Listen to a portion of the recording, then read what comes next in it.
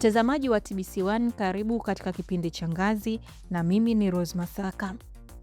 Leo tunakuletea simulizi za kuvutia kutoka kwa wajasiriamali waliothubutu kuingia katika biashara ya kuku wa kienyeji na kufungua milango ya fursa kupitia sekta hii inayokuwa kwa kasi.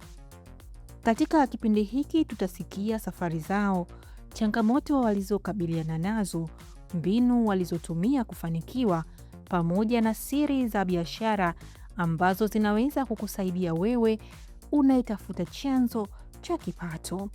Je, biashara ya kuku wa kienyeji inaweza kukutoa hatua moja kwenda nyingine? Endelea kuwa nasi hadi mwisho wa kipindi hiki ili kupata majibu na kujifunza mambo muhimu kutoka kwa wajasiriamali wetu wa leo.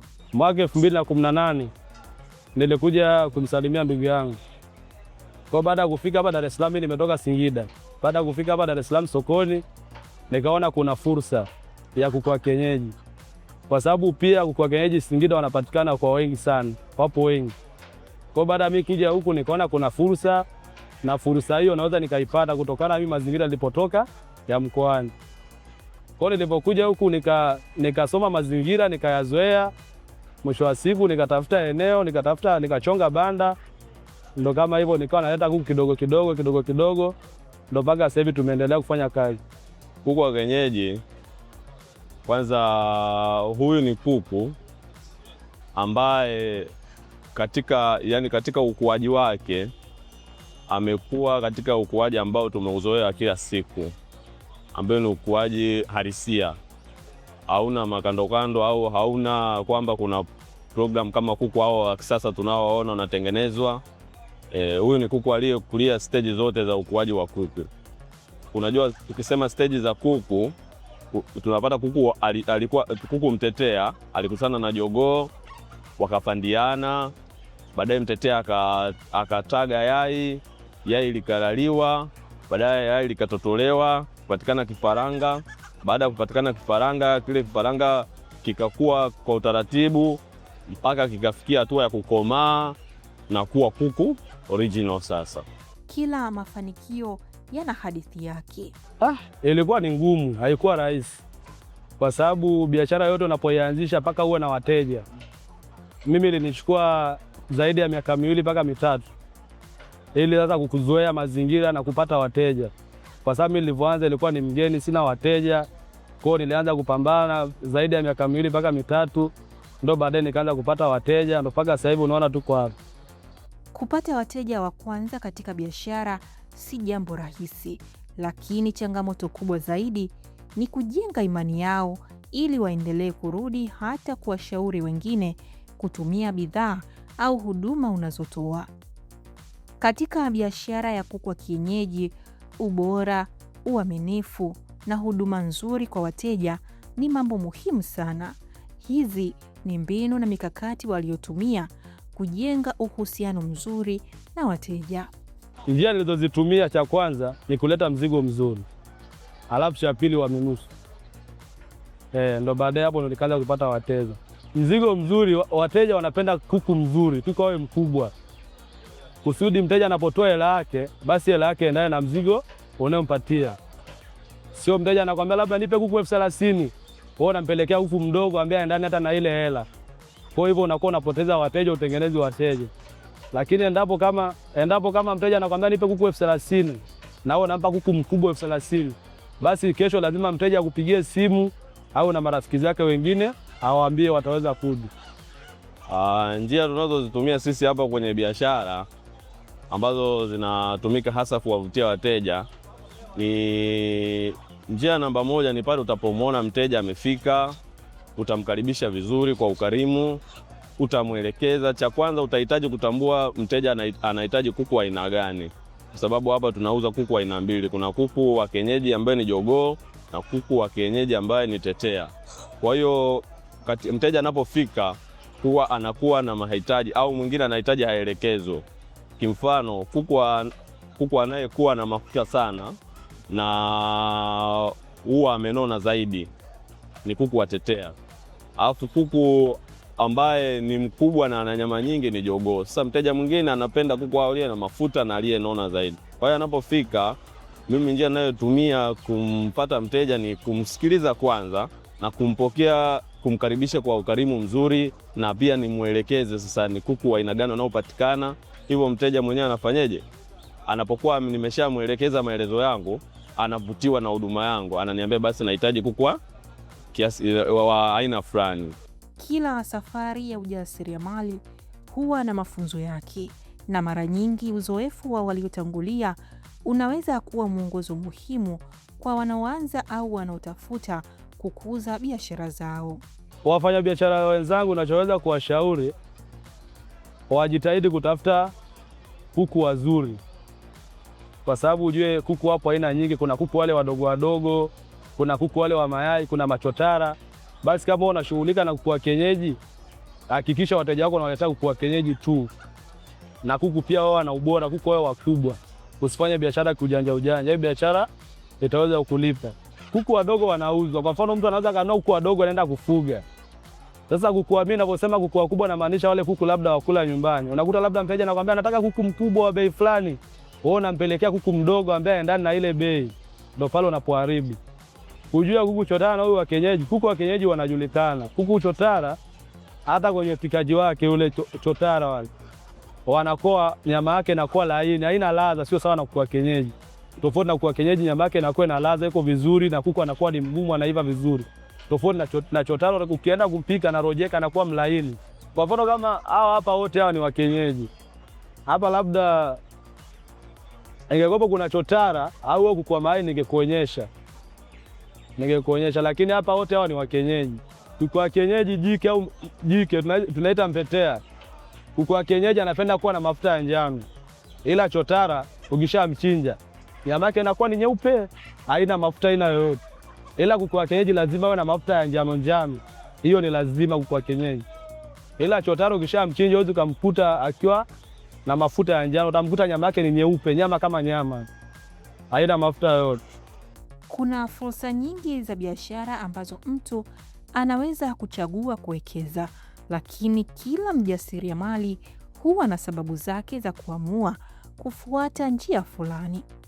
Kwa upande wake, alichagua kuingia katika biashara ya kuku wa kienyeji na kuifanya kuwa sehemu ya maisha yake ya kila siku. Kilichonifanya mimi nione biashara huku ni bora kutokana na mazingira nilotoka mimi. Kwa sababu kwanza mimi nilipokuja hapa nilikuta kuna kuku wa machotara. Sasa nikasema machotara alikuwa yako mengi, wauza kuku wa kienyeji walikuwa kwenye soko hilo walikuwa ni wachache kama watu wawili. Na mimi nikaona kuku wa kienyeji huko wanahitajika sana. Na mimi huko ninapotoka kuku wapo wengi, na vile vile kule yani kuku wengi upatikanaji wake kule sio washiba, Singida huko. Kwa hiyo nikasema hii biashara nikifanya huku itanilipa, ndio nikaamua kuanzisha huko. Watu wengi hutamani kuingia katika biashara ya kuku wa kienyeji, lakini mara nyingi hukosa ufahamu wa mambo ya msingi yanayohitajika kabla ya kuanza. Vitu vya msingi kwenye kuku wa kienyeji, upate sehemu ambayo ya watu wanaoingia kwenye masoko. Watu ambao wanaingia tofauti, watu wengi. Alafu kitu cha pili, uwe na uhakika wa kupata mzigo, kwa sababu kuna watu wengi wanatamani kufanya hii biashara ila hawajui namna kuwapata au kuku wenyewe. Kutokana na mazingira unakuta labda mtu wa huku amezaliwa huku Dar es Salaam, anatamani kufanya biashara huku kwa kienyeji ila sasa hajui namna ya kuwapata. Kwa hiyo vitu vya msingi naona ni viwili. Sehemu ya kazi na ujue namna ya kuwapata au kuku wenyewe wa kienyeji. Kwa hiyo kama mimi nimeshakuwa na watu wangu huko shamba huko Singida huko. Zamani nilikuwa naenda shamba mwenyewe kupata mzigo na rudi. Ila baada biashara kukua na ikawa ni lazima mimi kubaki hapa. Kwa hiyo nikatengeneza na mimi watu wangu wapo kule shamba. Kwa wale watu mimi ninachokifanya mimi nawatumia hela, wanakusanya mzigo, wanaosafirisha, mimi napokea mzigo, naendelea kufanya kazi. Kosa kubwa kwenye biashara unapoanza, usilete mzigo mkubwa kama bado una wateja. Leta mzigo kidogo kidogo. Biashara yako itapozidi kukua ndio nao utazidi kuongeza mzigo. Kwa sababu huwezi kwenda kuleta mzigo mkubwa alafu wateja hauna. Kwa mwisho wa siku wale kuku atakaa muda mrefu, atakonda, atakosa afya. Kwa hiyo itakuwa ni hasara kwa upande wako wewe. Kuwa na maandalizi sahihi ni hatua muhimu inayoweza kusaidia kupunguza changamoto na kuongeza nafasi ya mafanikio. Nilichojifunza mimi, naona vijana inawezekana.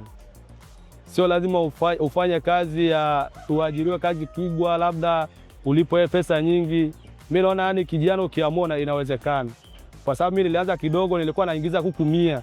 Kwa sasa hivi paka wiki naingiza kuku paka 800 paka 1000 kwa wiki. Kwa hiyo mimi naona inawezekana, kijana ukiamua inawezekana.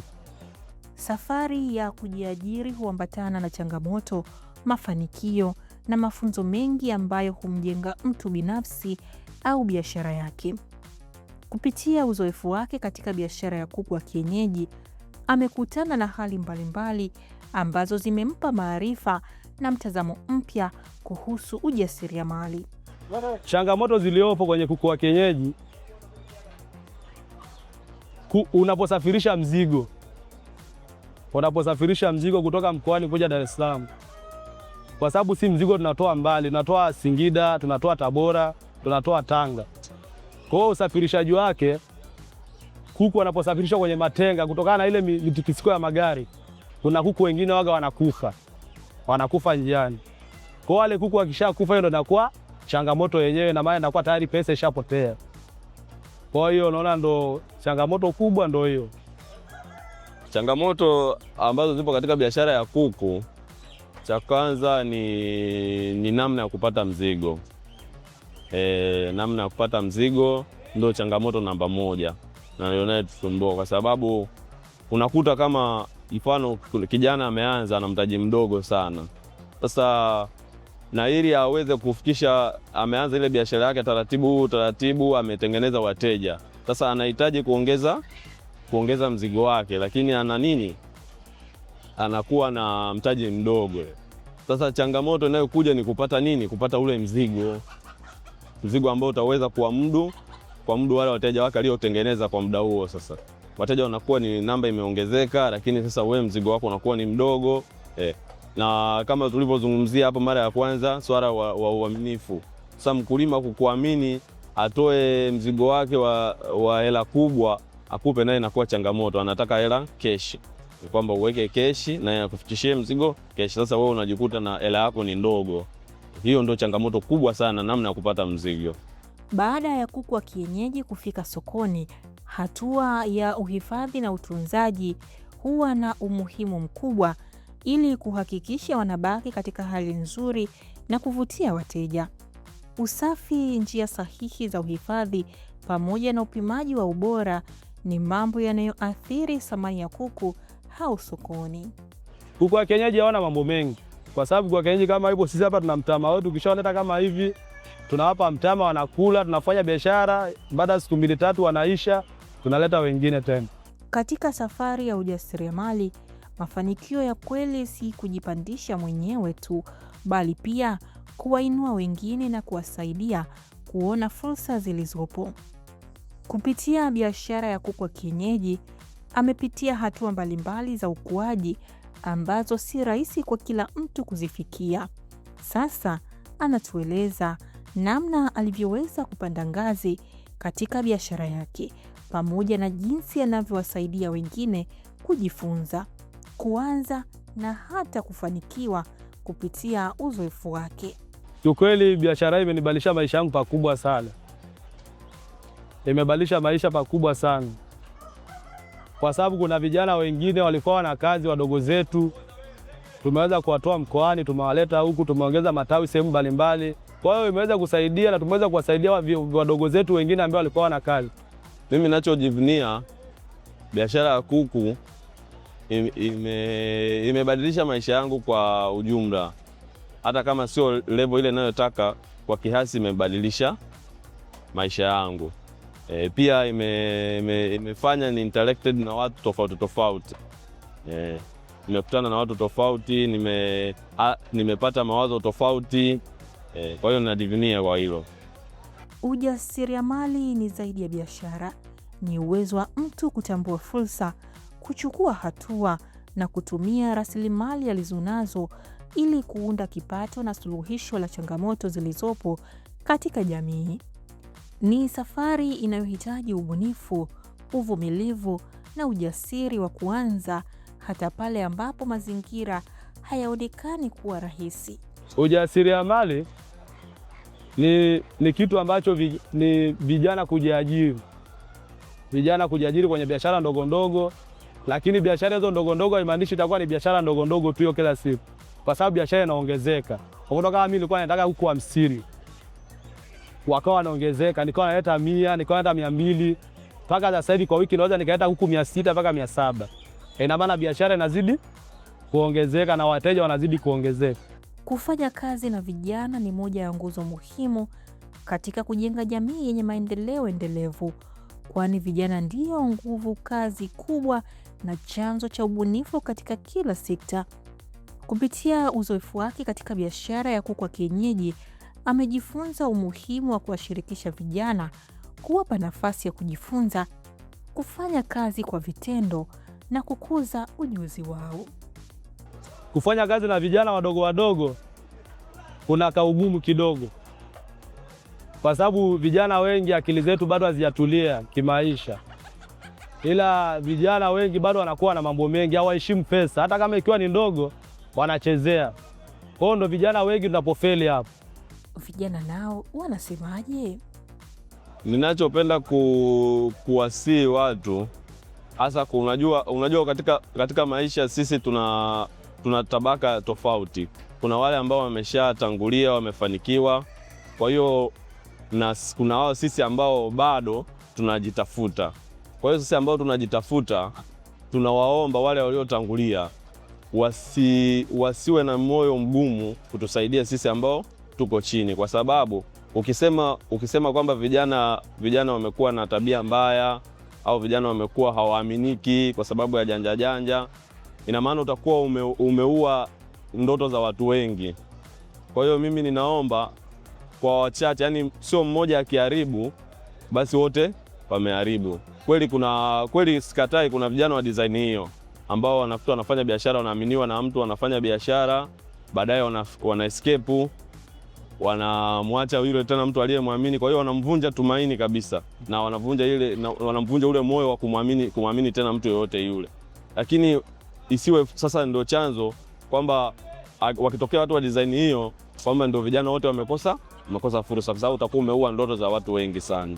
Wenyewe watu support vijana, tuko hapa tunafanya kazi, tunajituma, lakini sema unakuta bado sisi hali zetu ziko chini sana. Changamoto ni nyingi sana, ila tunahitaji kusapotiwa, bado tunahitaji kunyanyuliwa. Kwa hiyo wasitupatae, wasituache. Kujiajiri yani hilo neno kujiajiri limebeba vitu vingi sana na lina upana mkubwa, ila mimi nitazungumzia kidogo tu, hasa kwa jamii kwa wanufaike kwa kitu hichi. Unajua vijana wengi, sio vijana wote tuliopo hapa sokoni hatukusoma. Isije ikawa taswira hiyo. Kuna vijana tuko hapa, tuna elimu, tumesoma, Mungu ametusaidia, tumepata kile kidogo tulichokaa darasani tukasoma, lakini kwa sababu mfumo wetu wa ajira haujakaa vizuri, hivyo sasa tunaamua kujitafuta, kujipambania, ambayo tunakuja kujiajiri kwenye biashara zetu ndogo ndogo. Kujiajiri kuna faida kubwa sana. Kujiajiri kuna faida kubwa kutokana kwamba mimi kama kijana ninapoanza kuingia kujipambania mwenyewe, naweza nikapata mambo mengi ambayo yatanisaidia kwenye maisha. Kwanza, kujiajiri kunanikutanisha na watu wengi. Mfano mimi naweza kuzungumzia kwenye biashara yetu hapa. Biashara ya kuku, tunafanya biashara ya kuku, lakini inatukusanisha watu wengi wakubwa. Mfano kuna wasanii, kuna wafanyabiashara wakubwa, kuna watu ambao hata wewe ukija kukutana naye hukuwahi kutegemea kwamba nitakutana na mtu huyu, lakini baadaye unakuja unapigiwa simu, unakuja kukutana na mtu huyu, na hadi wewe mwenyewe unashangaa. Kwa hiyo kujiajiri kuna tunufaisha vitu vingi sana, na pia utimiza malengo yetu, ingawa kuna changamoto. Kila changamoto hazihitaji ukate tamaa. Ukata tamaa ni kosa namba 1. Kwa hiyo unatakiwa ujipambanie, ujisimamie, uwe na heshima katika kitu unachokufanya. Mitandao ya kijamii imekuwa chombo kikubwa cha kubadilisha namna biashara zinavyofanyika na jinsi wajasiriamali wanavyowafikia wateja wao. Kupitia majukwaa, wafanyabiashara wameweza kutangaza bidhaa zao, kujenga uaminifu kwa wateja na kuongeza mauzo kwa kasi kubwa zaidi. Mitandao ya kijamii inatusaidia kwa asilimia kubwa kama sisi vijana wa wajasiriamali. Tunapokuwa tumeshusha mizigo yetu hii, tunapokuwa katika biashara yetu hii, ili tuwafikie watu wengi, tunatumia mitandao ya jamii. Inaturahisishia sisi kuwapata wateja wengi, kwa sababu kimfano sisi tunapokuwa katika eneo hili la Mapinduzi hapa Mwananyamala, sio watu wote wa Dar es Salaam wanafika katika soko hili. Kwa hiyo ninapotumia mtandao wa kijamii, mfano tangazo langu kupostiwa, linaonwa na watu wengi. Linapoonwa na watu wengi, hivyo watu wengi wanajua kwamba bidhaa fulani, bidhaa nzuri, bidhaa bora inapatikana kwa mtu fulani. Kwa hiyo hata wengine, sio wote wanafika hapa. Kuna wengine wana order, tunawatumia order, zinafika, delivery inafika kwa usalama na kwa uaminifu zaidi. Jamii ina nafasi kubwa katika kukuza au kudidimiza maendeleo ya mtu binafsi na hata ya kiuchumi kwa ujumla. Kupitia uzoefu wake katika biashara ya kuku wa kienyeji, amejifunza kwamba mafanikio hayawezekani bila mshikamano, ushirikiano na kuunga mkono juhudi za wajasiriamali wa ndani. Na huu ni ushauri wao kwa jamii. Mimi ninachowaasa vijana wa rika letu hili na hasa sasa hivi kipindi hichi, ninawaomba watumie fursa zinazopatikana kwenye mitandao ya kijamii, kwa sababu mitandao ya kijamii tumeona imewatengeneza watu wengi. Imewatengeneza watu wengi na watu wengi wamenufaika, wamebadilisha maisha yao kutokana na mitandao ya kijamii. Hivyo ninawasihi vijana watumie fursa hiyo, kwa hata kama ni biashara yao ni ndogo, hata kama kwa kitu chochote kile wanachokifanya, wakiamini na waweze kutumia fursa hiyo kuliko kutumia simu kueneza habari za ovyo au kutumia simu kufanya mambo ambayo sio mazuri tunayoona, ambayo yanaenda kinyume na utamaduni wetu wa Kiafrika, wa Tanzania. Kwa hiyo tunaomba watumie mitandao ya kijamii au simu zao zile kuzibadilisha au kubadilisha wenyewe kupata pesa kwa kutumia simu zao, kama sisi tunavyofanya hapa. Tunaendesha maisha yetu kutumia simu zetu hizi zinatuingizia pesa. Mimi ninachoshauri kwa jamii, hata vijana, mimi ninawashauri na ninawaomba, kwa kile kidogo alichonacho, kijana yoyote yule, kwa kidogo alichonacho, asikae akasubiri kwamba apate ajira, ajiliwe, au asikae akasubiri kwamba nijaze kile kidogo alichonacho kitengenezeke kiwe kikubwa ndio aanze. Nawashauri kwa kile kidogo alichonacho aanzie pale, taratibu anapoendelea kwanza inamkomaza yeye kwenye biashara ile, anakuwa anaijua vizuri, hasara inapatikaneje, faida inapatikaneje, wateja wanapatikaneje. Hivyo akija kupanda mpaka akafikia hatua sasa ya kupata ana mtaji mkubwa, hawezi kudanganywa chochote kuhusu ile biashara. Kwa hiyo mimi nawashauri tu waanze hata akiwa na hali ya chini, aanzie pale pale. Mtazamaji wa kipindi cha Ngazi, natumaini umenufaika na mengi kutokana na kipindi hiki. Umeweza kujua kwa undani kuhusu biashara ya ufugaji wa kuku wa kienyeji. Umeweza kujua ni kwa namna gani unaweza kufanya biashara hii bila changamoto.